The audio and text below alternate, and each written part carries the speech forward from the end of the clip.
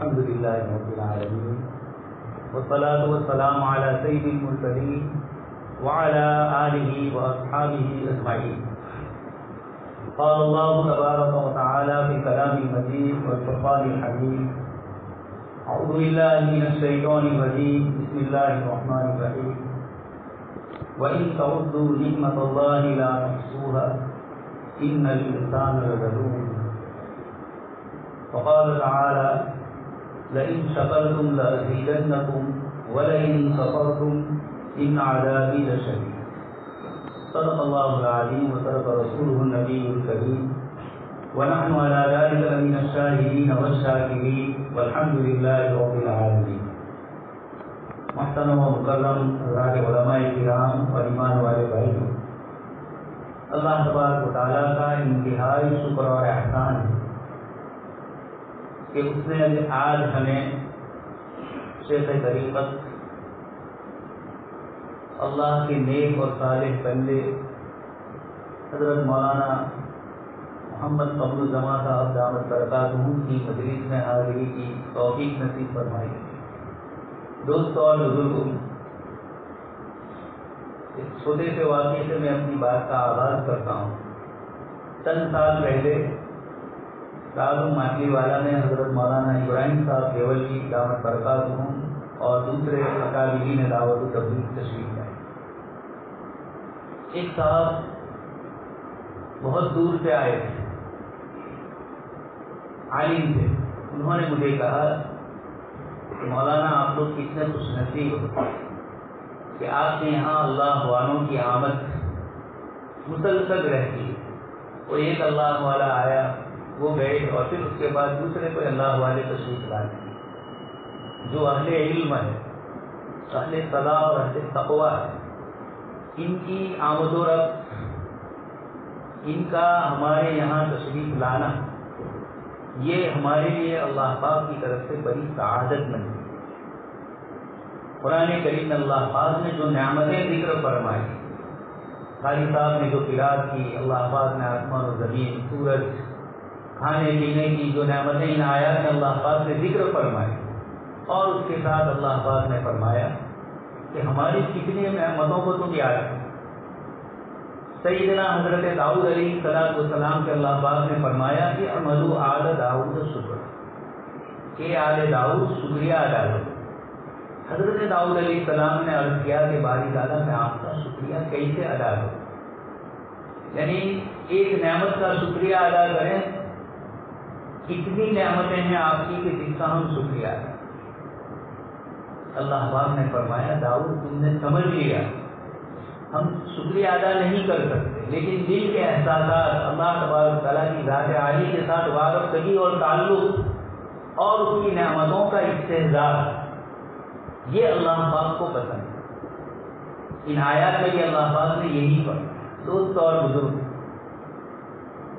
گجرات کی جو خصوصیات، اس میں سب سے بڑی خصوصیات تاریخ اعتبار سے مسلسل جو ہمارے علاقے میں بزرگوں کا آنا ہوا، صحابہ کرام سے ہی آمد و رفت شروع ہوئی، اور پھر اس کے بعد سلطنت کا جو زمانہ گجرات کا آیا، محمد تغلق کے زمانے میں جو بغاوتیں ہوئی، گجرات میں بھی خود مختار حکومت قائم ہوئی، اور 183 سال تک جو گجرات کی خود مختار حکومت رہی.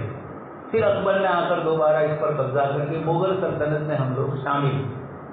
یہ پورے ادوار شروع سے لے کر ان تمام میں جو سب سے بڑی خصوصیت جو محسوس ہوتی ہے وہ یہی کہ گجرات میں ہر زمانے میں اللہ کے نیک اور صالح بندے آئے، یہاں بدوبات اختیار کی، اور پھر اللہ پاک نے ان کی نسلوں میں بھی اہل علم کو پیدا کیا.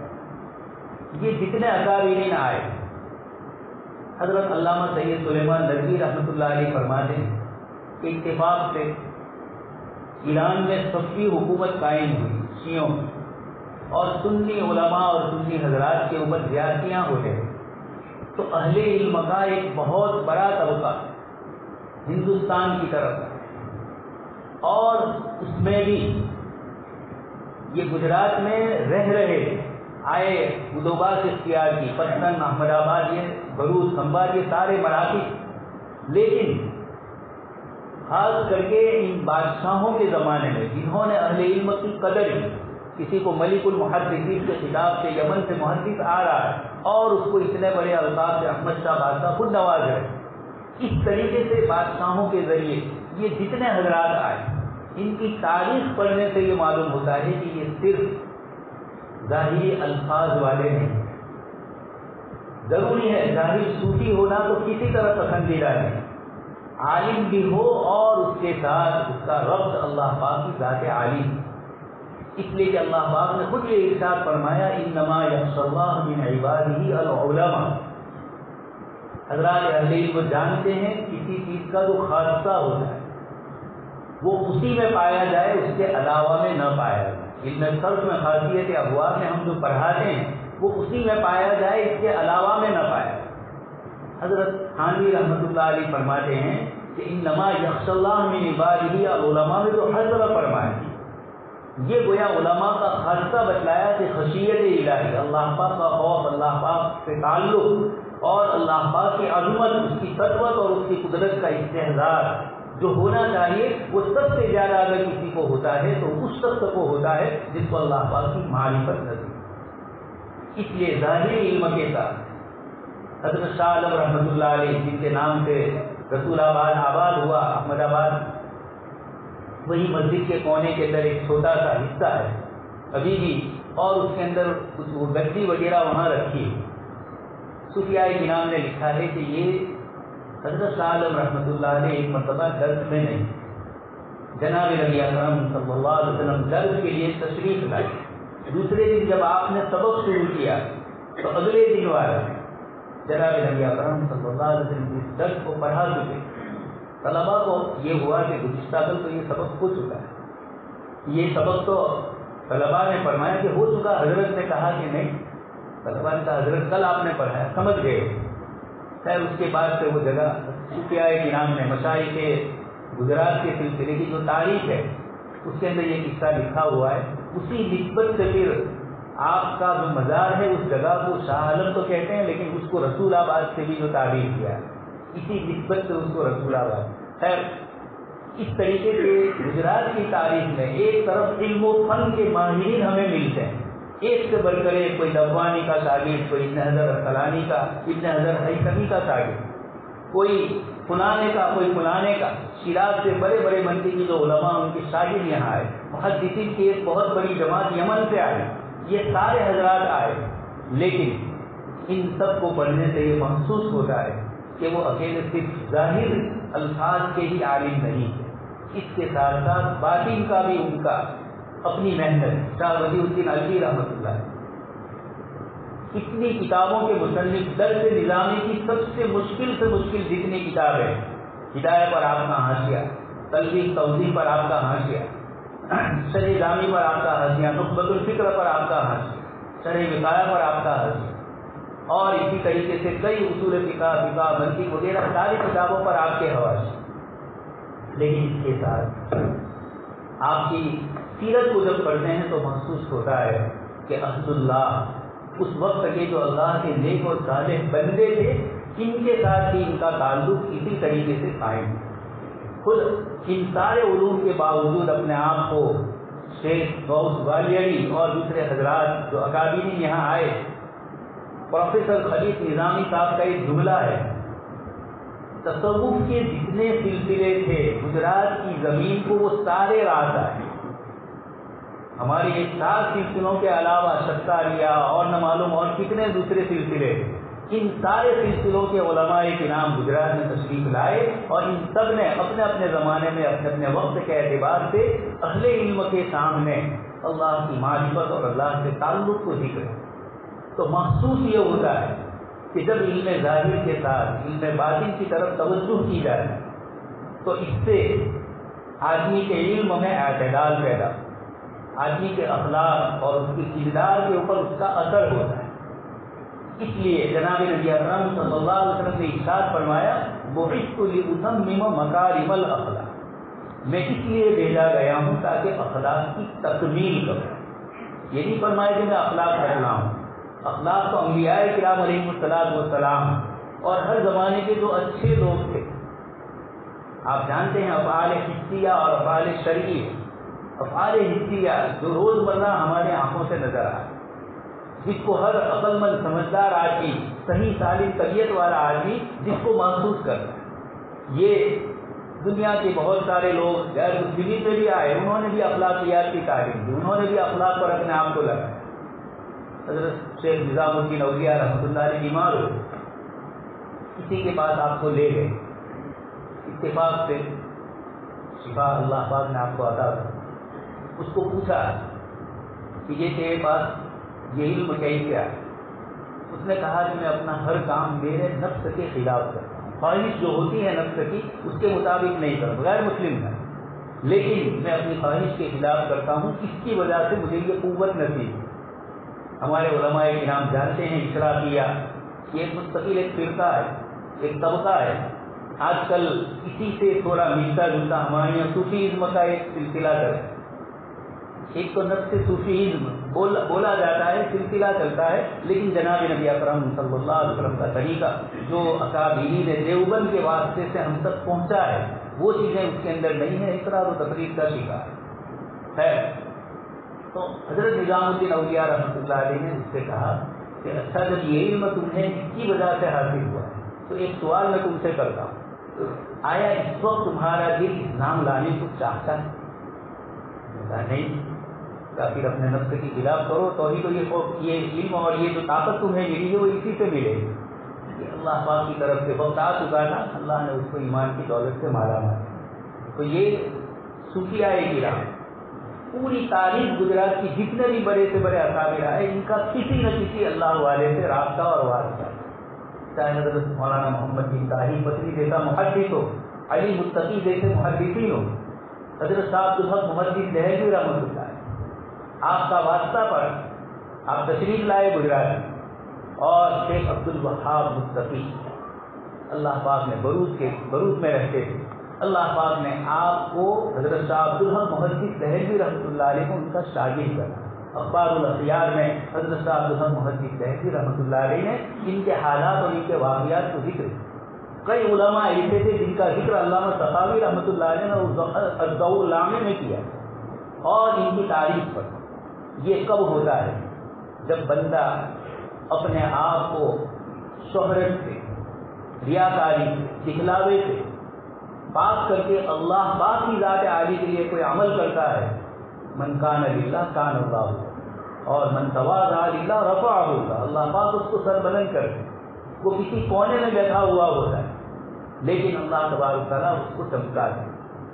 احمد آباد شہر جن 4 بزرگوں نے قائم کیا، جن کی نسبت سے شہر کی نسبت احمد آباد کی، اس میں شیخ احمد خطو رحمۃ اللہ سرکیز میں جن کا مزار ہے، بادشاہ کے بھی وہاں مزار ہے.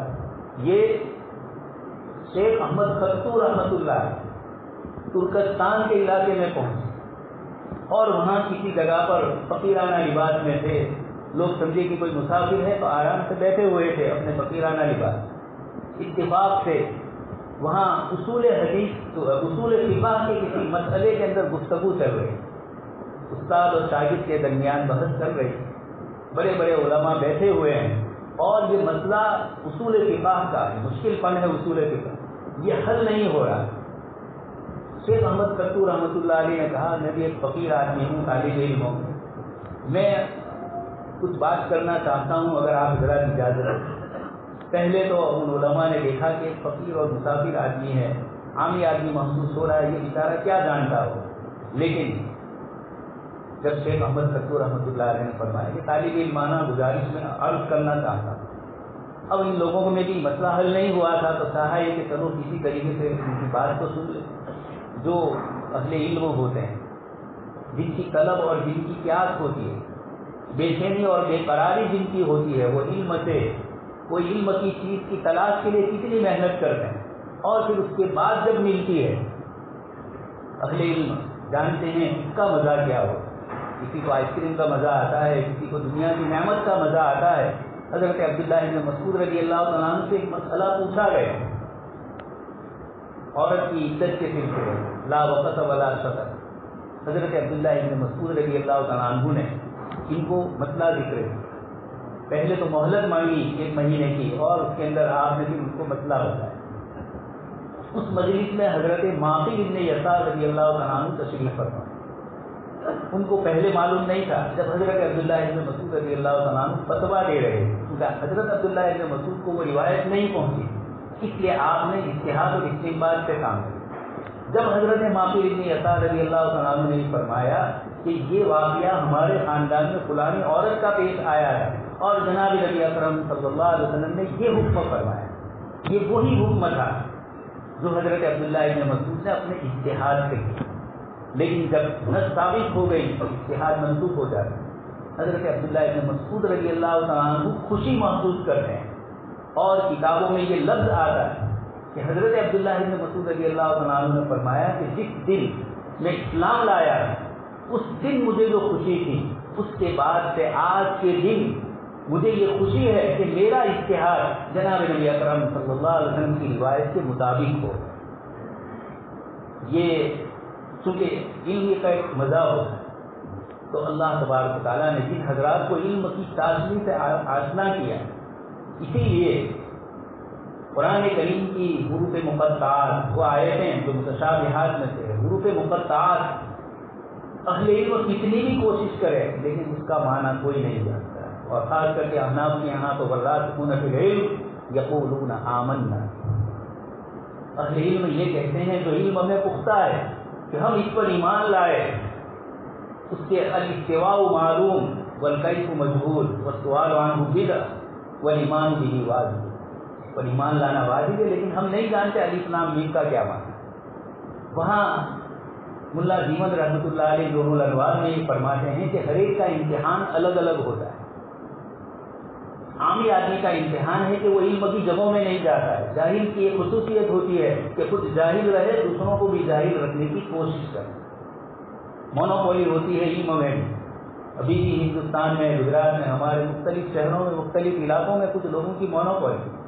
ابھی 2-3 دن پہلے ایک صاحب نے کاٹیاواد سے فون آیا، انہوں نے صاحب یہاں بروڈا کے وہ کاٹیاواد گئے تھے، ڈاکٹر ہے یعنی پروفیسر ہے، انہوں نے مجھے سنایا کہ نماز کا وقت ہوا اور وہاں بابرا گاؤں جو ہے وہاں قریب میں ایک جگہ پر مسجد، میں نے اپنے ڈرائیور کو کہا کہ کوئی ایسی جگہ گاڑی ایسی چلاؤ کہ نماز کا وقت ہمیں ملے تو مسجد مل جائے، تو اس نے کہا کہ فلاں گاؤں میں مسجد۔ جب وہ گئے تو مغرب کا وقت، اذان ہو چکی، سب لوگ کھڑے ہیں، انہوں نے کہا کہ بھائی نماز کا وقت ہوا، تو کہا دیکھیے ہمارے امام صاحب نہیں، اور وہ کہہ کر گئے ہیں کہ جتنے دن میں نہیں رہوں گا اتنے دن تم کو انفرادی اکیلے نماز۔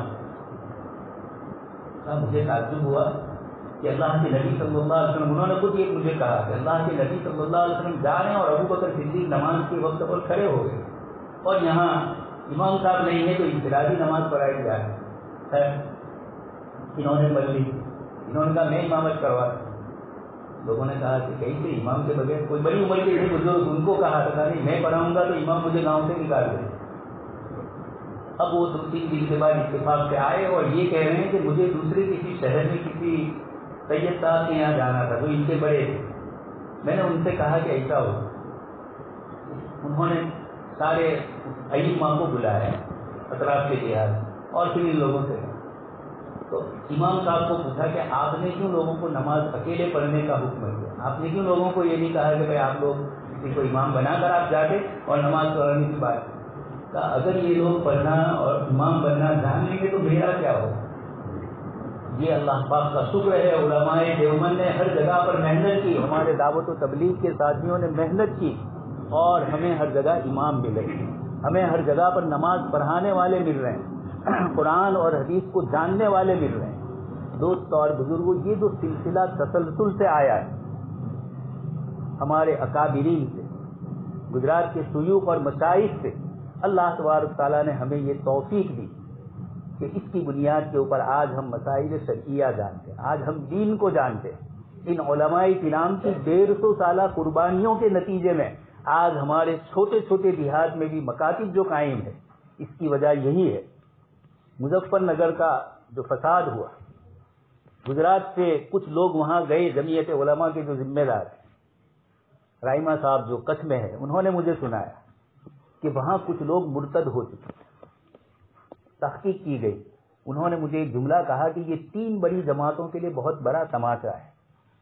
ایک تو دارالعلوم دیوبند بھی قریب میں ہے، جمعیت علماء بھی دہلی میں ہے، اور دعوت و تبلیغ کا مرکز بھی وہی. لیکن ان دیہاتوں کے اندر مکاتب ہماری طرح قائم نہیں ہے. بڑے بڑے علماء یو پی اور دوسرے علاقوں میں ہمیں ملتے ہیں، اندر کے دیہاتوں میں 2-2 4-4 گھر. یہ جو ہمارے یہاں بچوں کے گھر کا نظام ہے، یہ بہت شاندار نظام ہے. ایسے گاؤں اور ایسے دیہات جہاں مسلمانوں کی 2 گھر 5 گھر 10 گھر کی بچی، اب وہ کسی بھی طریقے سے مدرسہ بیچارے قائم نہیں کر سکتے، مسجد نہیں ہوتی. ان بچوں کو اسکول اور مدرسے کا انتظام جو ہمارے اداروں میں کیا جاتا ہے، اس سے بڑا فائدہ یہی ہوتا ہے کہ اللہ تبارک و تعالیٰ کے دین کی بنیادوں کو وہ جانتے ہیں، پھر وہ مرتد نہیں ہوتے. ہمارے ایک دوست انگلینڈ میں ہے، انہوں نے سنایا کہ وہ مارکیٹ کر رہے تھے، ایک یہودی بھی ان کے ساتھ مارکیٹ میں کھڑا. تھوڑی دوستی ہو گئی، ان کا لباس دیکھ کر وہ سمجھا کہ مسلمانوں کے کوئی مولوی اور عالم ہیں. وہ عامی تھے، دعوتی ساتھی تھے. اس نے کہا کہ ہم لوگوں نے جو ریسرچ کیا، ہماری قوم نے، یہودیوں نے، اس میں سب سے بڑی چیز جو محسوس کی ہم نے وہ یہ کہ بچپن میں تم جو بچوں کو ایمانیات کی تعلیم دیتے ہو، یہ پوری زندگی کبھی اس کو مرتد ہونے سے جو بچاتی ہے. یہ مکتب کی وہ تعلیم تمہارے یہاں کی ہے. اس لیے مسلمان قوم کے پیچھے ہم کتنی محنت کریں، لیکن جب ایمان کا جھونکا آتا ہے، اذا حبت ریح الایمان، تو اس موقع کے اوپر وہ پھر ایمانیات کی طرف آ جاتے ہیں. تو یہ ہمارے ان بزرگوں کا اللہ تبارک و تعالیٰ نے جن کی محنتوں کو، جن کی خدمتوں کو اللہ تبارک و تعالیٰ نے یہاں لگایا، اور آج تک تسلسل سے جو اہل علم ہمارے یہاں ہے اور اہل تقوی، ان اللہ کے نیک اور صالح بندوں کی دعائیں ہیں، ان کے نتیجے میں اللہ تبارک و تعالیٰ نے ہمیں اور آپ کو یہ توفیق عطا فرمائی. دوستو اور بزرگوں، اس کے ساتھ اس وقت کے جو حالات ہیں ملک کے، پوری دنیا کے حالات، دنیا اپنے انتہا کی طرف، آخر کی طرف اب جا رہی ہے. قیامت کی نشانیاں جو جناب نبی اکرم صلی اللہ علیہ وسلم نے بتلائی، ہم اپنی آنکھوں سے اس کے مشاہدے اب کر رہے ہیں.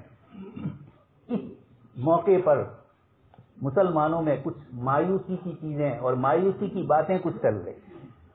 یہ کیوں ہو رہی ہے؟ ہندوستان میں جب ہمارے اکابرین آئے، بزرگان کرام آئے، حضرت مولانا خواجہ معین الدین چشتی اجمیری رحمۃ اللہ علیہ کے متعلق مشہور ہے، آپ جانتے ہیں، ہم سب اکیلے آئے اور اللہ تبارک تعالیٰ نے آپ کے ذریعے کس طریقے سے کام لیا. وہ اکیلے تھے، تن تھے، اس ملک میں آئے اور ملک پر 800 سال تک حکومت کی. یہ کیسے ہوا؟ قرآن کریم میں اللہ پاک نے ہمیں یہ سارے واقعات ہی کے لیے انبیاء کرام علیہ السلام کے واقعات ذکر کر کے اشاروں میں سب فرما دیا. بیماری کیا ہے اور علاج کیا ہے. خاص کر کے اہل علم کے طبقے سے میں گزارش کروں گا کہ ہمارا واٹس ایپ کا مطالعہ کم ہو اور قرآن کریم اور احادیث نبویہ، صحابہ کرام اور تابعین کے جو واقعات ہیں، اس کا مطالعہ ہمارا زیادہ ہو. تو یہ نا امیدیاں، مایوسیاں امت کے اندر جو آ رہی ہے، اس سے بچنے کا علاج صرف اور صرف قرآن کریم. اللہ پاک نے ہمارے سامنے حضرت موسیٰ علیہ السلام کا واقعہ کتنی آیتوں میں، کتنی سورتوں میں، بلکہ ایک مصری عالم ہے، وہ یہ کہتے ہیں کہ ایسا لگتا ہے، انہوں نے روایت پیش کی لیکن اس کی سند نہیں مل پائی. انہوں نے کہا کہ 1/3 کے قریب موسیٰ علیہ السلام کا قصہ قرآن کو گھیرے ہوئے، 10 پاروں کے برابر گویا موسیٰ علیہ السلام کا مختلف آیتوں میں، سورتوں میں اللہ پاک نے ذکر کیا. دوستوں اور بزرگوں، یہ ہمیں سوچنا ہے. صرف موسیٰ علیہ السلام اور فرعون کا لفظ بول کر ہمارے دعوت و تبلیغ کے ساتھی بھی کہتے ہیں کہ پرانا قصہ ہو گیا. دوستوں اور بزرگوں، یہ پرانا نہیں ہے. نتلو علیک من نبأ موسیٰ وفرعون بالحق لقوم یؤمنون. اللہ پاک فرماتے ہیں ہم تمہارے سامنے حضرت موسیٰ علیہ السلام اور فرعون کا واقعہ سچا اور صحیح طریقے سے نقل کرتے ہیں. تمہارے پاس دوسرے اور جتنے واسطے آتے ہیں، انسانی واسطے، یہ جھوٹے ہو سکتے ہیں. اللہ کا کلام مصدقا لما بین یدیہ ومہیمنا علیہ. قرآن کریم میں اللہ پاک نے قرآن کی صفت بتلائی، اللہ پاک کی صفت بھی مہیمن بتلائی، لیکن قرآن کریم کے لیے بھی لفظ استعمال ہوا وہ مہیمنا. حضرت عبداللہ ابن عباس رضی اللہ تعالیٰ عنہما کی تفسیر امام بخاری رحمۃ اللہ علیہ نقل فرماتے ہیں کہ مہیمن کا معنی اپنے سے پچھلی جتنی کتابیں ہیں، پہلے والی جتنی کتابیں ہیں، ان سب کی بھی حفاظت کرنے والا. بار بار قرآن نے فرمایا مصدقا لما بین یدیہ من التوراۃ والانجیل. تورات اور انجیل میں جو کچھ گڑبڑ ہے، انسانوں نے اپنی طرف سے یحرفون الکلم عن مواضعہ، اپنی طرف سے جو تحریف کر دی ہے، اللہ تبارک و تعالیٰ نے قرآن کریم نازل کر کے ان سب کو ختم کیا۔ چند سال پہلے ہمارے دارالعلوم ماٹلی والا کے پیچھے ہی عیسائی مشنری ہے اور ان کا بہت بڑا ایریا ہے، اتفاق سے وہاں آئے تھے، اس کے بعد وہ دارالعلوم میں آئے، انہوں نے اس کے بعد کچھ باتیں خود ہی چھیڑی۔ انہوں نے پوچھا کہ موکس اور نجات کس طریقے سے ہوگی؟ میں نے ان کو پوچھا کہ موکس اور نجات حضرت محمد صلی اللہ علیہ وسلم نے بھی بتلائی ہے اور حضرت عیسیٰ علیہ السلام نے بھی بتلائی، تو میں آپ کے سامنے حضرت محمد صلی اللہ علیہ وسلم کی بات کہوں یا حضرت عیسیٰ علیہ السلام؟ اب وہ سب میں پڑ گئے کہ کیا کہا جائے۔ میں نے کہا میرا خیال ہے کہ آپ چونکہ عیسائی ہو اس لیے میں سیدنا عیسیٰ علیہ السلام ہی کا قول نقل کرنا چاہتا ہوں، من بعد اسمہ احمد، کہ حضرت عیسیٰ علیہ السلام نے فرمایا کہ میرے بعد ایک نبی آنے والے ہیں اور ان کا نام احمد ہے، اور ان کے اوپر جو قرآن نازل ہوگا وہ تم نے جو کچھ گڑبڑ کی ہے تورات اور انجیل کے اندر اس کو وہ درست کریں گے۔ اس لیے اصلی تورات اور اصلی انجیل ہمارے پاس ہے، آپ کے پاس نہیں۔ آپ کے پاس تو سینٹ پول نے جو بدل دی ہے وہ بدلی ہوئی بائبل آپ کے پاس، ہمارے پاس جو بائبل ہے وہ ہے جو بائبل بھی ہے، قرآن بھی ہے اور جو تورات بھی ہے، یعنی پوری جو بائبل اولڈ اور نیو ٹیسٹمنٹ، ان کے یہاں آتا ہے جونا قرار نیا قرار، پرانا عہد نامہ نیا عہد نامہ، جس میں تورات بھی آ جاتی ہے اور انجیل بھی آ جاتی ہے نئے میں۔ یہ ساری چیزیں انہوں نے ذکر کی، ان کے سامنے یہ چیزیں جب میں نے رکھی کہ آپ کے پاس یہ قرآن نہیں، آپ کے پاس وہ اصلی کتاب نہیں ہے، ہمارے پاس یہ، تو دوستو اور بزرگوں، نتلو علیک بالنبأ موسیٰ وفرعون بالحق، صحیح اور سچا واقعہ اور دوسرا جتنا ہے وہ غلط ہوگا۔ اللہ پاک اس واقعے میں حضرت موسیٰ علیہ السلام کے قصے کو ذکر فرما دی، اور یہ جو موسیٰ علیہ السلام کا قصہ یہاں نقل کیا ہے اللہ پاک نے سورہ قصص میں، یہ واقعہ اور دوسری جگہ پر اجمالاً اشارتاً تو نقل کیا ہے، تفصیلاً صرف سورہ قصص میں۔ اللہ پاک کیا فرماتے ہیں کہ وَنُرِيدُ أَن نَّمُنَّ عَلَى الَّذِينَ اسْتُضْعِفُوا فِي الْأَرْضِ، جو لوگ زمین میں کمزور سمجھے گئے، آپ الفاظ دیکھیں الَّذِينَ اسْتُضْعِفُوا فِي الْأَرْضِ، 25 کروڑ مسلمان ہندوستان میں کمزور نہیں ہیں۔ حالات نے بتلا دیا کہ چند ہزار ہو کر بھی دنیا کی سپر پاور طاقتوں پر کیسے غالب آئے۔ دوستو اور بزرگوں، یہ ہمارے ایمان کی جو کمزوری ہے ہماری آنکھوں کے سامنے اللہ پاک نے انٹرنیشنل حالات میں ہمیں بتلا دیا۔ اس واقعے کے پیچھے آج تک امریکہ پریشان ہے کہ کیوں شکست ہو۔ گزشتہ ایک ہفتے سے بڑے بڑے سینیٹر ان کے سینٹ کے اندر گفتگو کر رہے ہیں، ان کے جنرلوں کو بلایا گیا، سرکاری آدمیوں کو بلایا گیا، سب کو بلایا گیا۔ یہ سوچنے کی چیز ہے، اس کا تعلق روحانیات سے، وہ اس مسئلے کو حل نہیں کر سکے کہ ان کو فتح کیسے ہو، اور قرآن کریم نے فرما دیا وَنُمَكِّنَ لَهُمْ فِي الْأَرْضِ وَنُرِيَ فِرْعَوْنَ وَهَامَانَ وَجُنُودَهُمَا مِنْهُمْ مَا كَانُوا يَحْذَرُونَ۔ یہ عجیب جملہ ہے قرآن کریم کا، جس چیز سے فرعون ڈرتا تھا وہی چیز اس کی آنکھوں کے سامنے آئی۔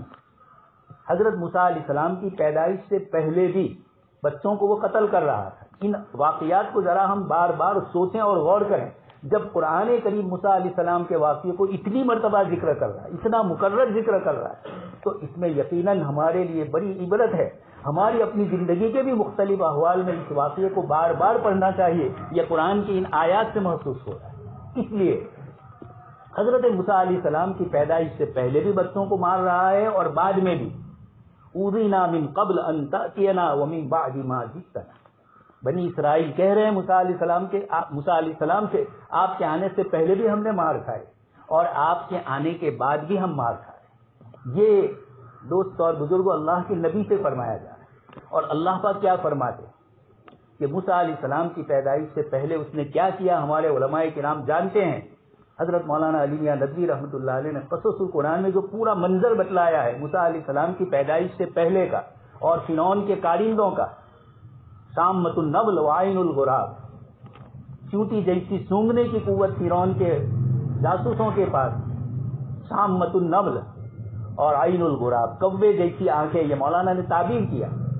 یہ فرعون کا اتنی طاقت کے ساتھ موسیٰ علیہ السلام کو پیدا نہ ہونے کے اوپر کوشش کرنا، اور پھر بھی موسیٰ علیہ السلام کی پیدائش کا ہو جانا، اور پھر والدہ محترمہ کا پریشان ہونا، اور اللہ پاک کی طرف سے حکم دینا کہ آپ موسیٰ علیہ الصلوۃ والسلام کو دریا میں ڈال دیجیے.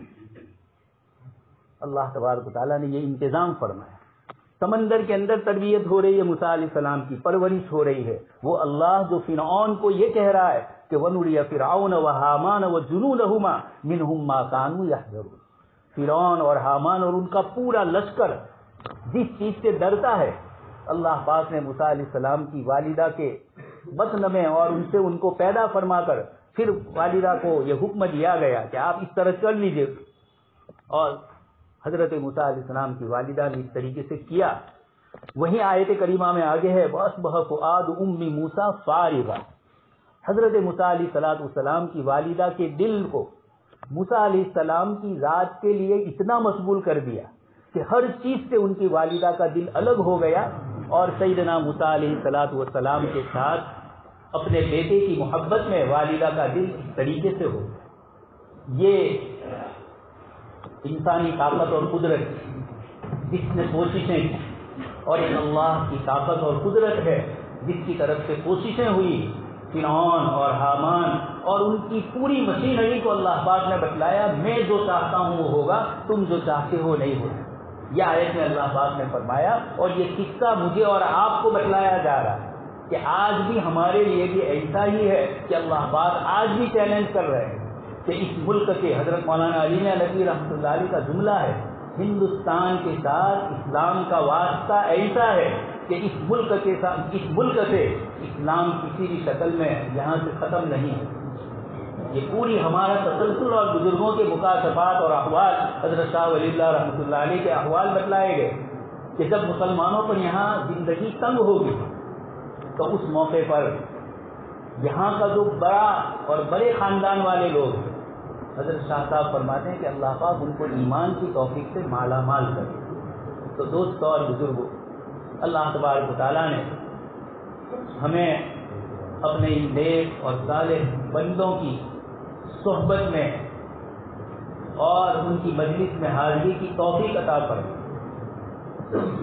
مجھے یاد ہے ترکیسر میں حضرت مولانا سید ابوالحسن علی یار ندوی رحمۃ اللہ علیہ تشریف لائے تھے اور پھر اس کے بعد چین میں بھی حضرت مولانا غلام درگت صاحب کا جو مدرسہ ہے وہاں پر تشریف. حضرت مولانا علی نے خاموش بیٹھے تھے، لوگ چاہ رہے تھے کہ حضرت کا بیان. اس موقع پر حضرت مولانا ابرار صاحب رحمۃ اللہ علیہ، سید مولانا ابرار بلجوی رحمۃ اللہ علیہ استاد محترم، انہوں نے ان کو کھڑا کیا تھا بات چیت کے لیے. تو حضرت مولانا نے فرمایا کسی مجلس میں کسی اللہ والے کی حاضری ہونا، چاہے وہ کچھ ملفوظات سے نہ نوازیں لیکن ان کی حاضری ہونا یہی ہمارے لیے بڑی سعادت مند. ان کا تعلق اللہ پاک کی ذات عالی سے وابستہ ہے اور اللہ تبارک تعالیٰ نے فرمایا فادخلی فی عبادی وادخلی جنت. جنت میں بھی ضرورت اللہ پاک کے ان نیک اور صالح بندوں کی ہوگی. اللہ پاک پہلے فرماتے ہیں میرے نیک اور صالح بندوں میں شامل ہو جاؤ اور وادخلی جنتی، اور پھر میری جنت میں آؤ. الدار قبل الدار. فرعون کی بیوی حضرت عافیہ نے بھی اللہ پاک سے کیا مانگا کہ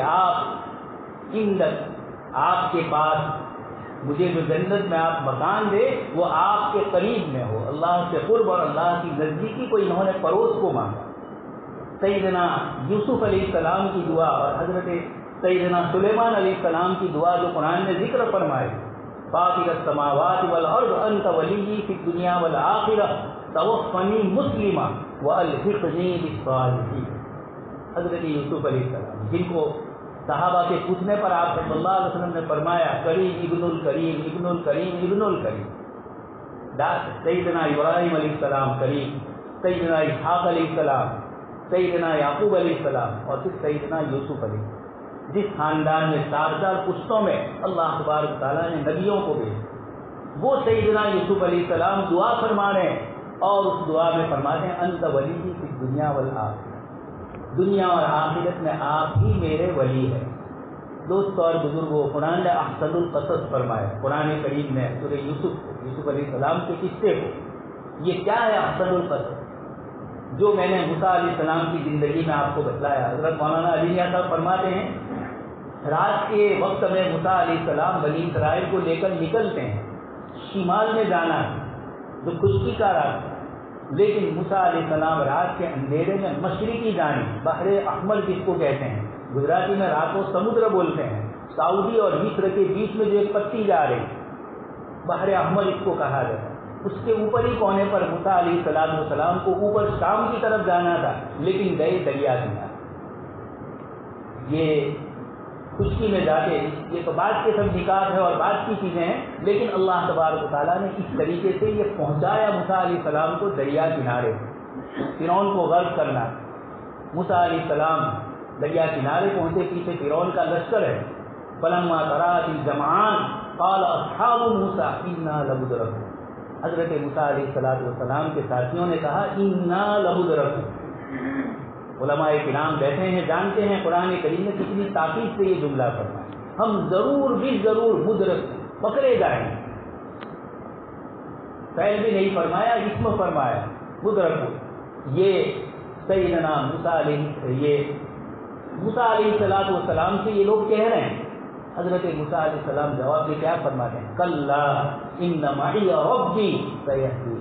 یہ نبی کا ایمان ہوتا ہے، جب امتی مایوس ہو جاتے ہیں، متی نصر اللہ، کب اللہ کی مدد آئے گی، لوگ یہ کہتے ہیں، اس موقع پر اللہ تبارک تعالیٰ کی طرف سے جاءہم نصرنا، ہماری مدد آ جاتی ہے، انا لننصر رسولنا، ہم اپنے رسولوں کی ضرور بھی ضرور مدد کریں۔ والذین آمنوا، اور ایمان والے دوستوں اور بزرگوں، اللہ پاک نے ہر زمانے میں انبیاء کرام علیہ السلام کے ان واقعات کے ذریعے بتلایا، جب حالات انتہائی ناخوشگوار ہوتے ہیں، بندوں کی طرف سے پریشانی آتی ہے، حضرت صاحب عبد القادر جیلانی رحمۃ اللہ علیہ فرماتے ہیں اللہ تبارک و تعالیٰ کی مدد اسی وقت آئی۔ سیدنا عمر بن خطاب رضی اللہ تعالیٰ عنہ کے زمانے میں قحط کاری، لوگ پریشان تھے، بارش نہیں ہو رہی۔ حضرت عمر رضی اللہ تعالیٰ عنہ کے پاس ایک شخص آیا اور اس نے کہا کہ امیر المؤمنین، لوگ مایوس ہو چکے ہیں، بارش نہیں ہو رہی۔ فرمایا اب آئے۔ قرآن کریم اللہ پاک نے فرمایا قنطوا من بعد، جب یہ مایوس ہو جاتے ہیں ہماری طرف سے رحمت اس وقت آئے۔ تو یہ اللہ تبارک و تعالیٰ امتحان لیتے ہیں، آزمائش لیتے ہیں۔ اس لیے دوستوں اور بزرگوں، اس وقت کے حالات، انبیاء کرام علیہ السلام اولو العزم من الرسل، یہ اللہ پاک کے وہ بندے ہیں جنہوں نے وقت اور حالات کا مقابلہ ناخوشگوار حالات میں ہی ان حضرات نے اللہ کے دین کی دعوت دی۔ حضرت مولانا بدر عالم میرٹھی رحمۃ اللہ علیہ معجزے کے سلسلے میں گفتگو کرتے ہوئے فرماتے ہیں کہ انبیاء کرام علیہ السلام کو اللہ پاک نے معجزات سے کیوں نوازا؟ تو آپ فرماتے ہیں کہ جس وقت نبی دعوت دیتے ہیں تنے تنہا اکیلے ہوتے، پورا ماحول ناخوشگوار، اجعل الآلہۃ الہ واحدا ان ھذا لشیء عجاب وانطلق الملأ منهم ان امشوا واصبروا علی آلہتکم۔ اللہ کے نبی صلی اللہ علیہ وسلم نے ایک اللہ کی دعوت دی، انہوں نے کہا ایک خدا سے کیا ہوگا، وجعل الآلہۃ الہ واحدا، ایک خدا کیا، ہم تو بہت سارے خداؤں کو ماننے ہیں، ہم ایک خدا پر راضی نہیں ہوتے ہیں۔ نعوذ باللہ، وہ بیچارے جو سمجھے تھے اس کے مطابق انہوں نے کہا وانطلق الملأ منهم، ابو جہل وغیرہ سب ہٹ گئے مجلس سے، ان امشوا واصبروا علی آلہتکم، اپنے معبودوں پر ہی جمے رہو، یہ آواز انہوں نے لگائی۔ تو انبیاء کرام علیہ السلام اکیلے ہوتے ہیں، تنے تنہا ہوتے ہیں، ساری دنیا کی مشینری ان کے خلاف ہوتی ہے، اس موقع پر نبی کو اللہ پاک اس معجزے سے نوازتے ہیں، اس کا نام ہی معجزہ۔ مخلوق کی طاقت جہاں ختم ہو جائے اور اللہ کی طاقت جہاں کار فرما ہوتی ہے، اسی کو معجز عاجز کرنے والا، وہاں نہ سائنس چلتی ہے، نہ ٹیکنالوجی چلتی ہے، نہ سپر پاور طاقتوں کی مشینریاں چلتی ہے، آنکھوں سے ہم نے دیکھ لیا۔ یہ اللہ پاک نے سنت اللہ پاک کا یہ طریقہ رہا کہ اپنے نیک اور صالح بندوں کو زمین کا وارث بنائے۔ اس لیے دوست اور بزرگ، حالات جتنے ناخوشگوار ہوتے ہیں اتنے وہ ہمیں اپنے آپ کو اللہ کی طرف متوجہ کروائے، لیکن اگر امت اس وقت بھی اللہ پاک کی طرف متوجہ نہیں ہوئی، انبیاء کرام علیہ السلام والی یہ سنتیں اور ان طریقوں کے اوپر ہم نہیں رہے۔ حضرت مولانا علی میاں صاحب فرماتے ہیں موسیٰ علیہ السلام کسی کا قتل ہوا، نکل رہے ہیں مصر، وجاء رجل من اقصى المدينة يسعى قال يا موسى ان الملأ يأتمرون ليقتلوك تمہاری قتل کرنے کی سازشیں ہو رہی. موسیٰ علیہ السلام چلے. قرآن کریم اللہ پاک نے فرمایا کہ موسیٰ علیہ السلام نے فرمایا باری تعالیٰ میں آپ کا محتاج فقیر ہوں. یہ جملے قرآن کریم میں فرمائے. سیدنا موسیٰ علیہ السلام کی وہ کیا کیفیت ہے, کوئی پرسان حال نہیں, کہاں جائیں. اور ایسے موقع پر سیدنا موسیٰ علیہ السلام کو اللہ پاک نے حضرت شعیب علیہ السلام کے یہاں پہنچایا, لڑکیوں کو بہانہ بنایا, اور ایک طرف تربیت, دوسری طرف کھانے پینے کا انتظام, اور ایک بہترین 10 سالہ زندگی جس میں موسیٰ علیہ السلام چنونیوں سے بچ جائے, ایک پورا 10 سالہ دور گزر جائے جس میں پچھلی بار بھی بڑی فراموش بھی کی جائے. اور اس کے بعد موسیٰ علیہ السلام اپنی اہلیہ کو لے کر نکل رہے ہیں, آگ کی تلاش میں نکلے ہیں اپنی ضرورت کے لیے, اور اللہ پاک نے ساری مخلوق کی ضرورت ان کے ذریعے پوری کی. وہیں اللہ پاک نے نبوت سے نوازا. تو یہ واقعات اللہ تبارک و تعالیٰ نے ہمیں بتلا کر ان چیزوں کی طرف اشارہ کیا کہ اللہ کی مدد اور اللہ کی نصرت کس طریقے سے آتی ہے, کن کن احوال میں اللہ پاک کی طرف سے مدد آتی ہے. یہ اللہ کی مدد کو جو اللہ کے نیک اور صالح بندے ہوتے ہیں, سیدنا یوسف علیہ السلام, سیدنا موسیٰ علیہ السلام, ان حضرات نے اصول اور ضابطوں کے ذریعے ہمیں بتلا دیا. انا یوسف وہذا اخی قد من اللہ علینا انہ من یتقی ویصبر فإن اللہ لا یضیع اجر المحسنین. یہ سیدنا یوسف علیہ السلام نے فرمایا من یتقی ویصبر, تقوی اور صبر, یہ دونوں چیزیں امت کو اللہ تبارک تعالیٰ سے قریب ہے, اللہ کی مددوں کو لاتی ہے. اور اس طریقے سے اللہ پاک کی مدد اور نصرت کے ذریعے اللہ تبارک تعالیٰ ہم سب کو کامیاب فرمائے. حضرت تشریف لا چکے ہیں. اللہ تبارک تعالیٰ ہمیں حضرت کی ذات گرامی کو تکلیف دینے سے بچاتے ہوئے حضرت سے استفادے کی توفیق نصیب فرمائیں. اللہ تبارک تعالیٰ آپ کو صحت و عافیت سے نوازیں. آمین. وآخر دعوانا